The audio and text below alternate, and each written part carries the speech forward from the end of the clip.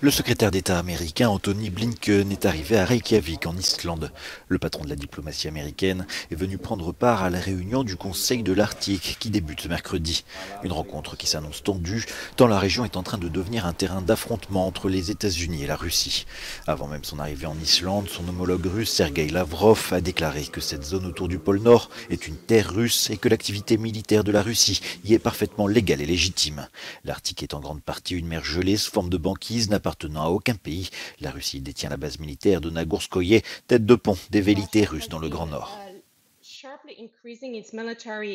Au cours des 14 dernières années, la Russie a fortement augmenté son activité militaire et développé son infrastructure militaire dans la région arctique.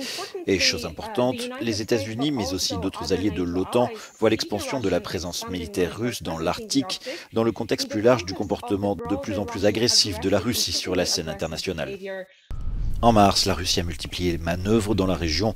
De leur côté, les États-Unis ont envoyé un mois plus tôt des bombardiers stratégiques s'entraîner en Norvège. Avec le réchauffement climatique, les ressources naturelles de l'Arctique sont plus aisément accessibles et la route maritime du Nord devrait également être empruntable plus longtemps dans l'année.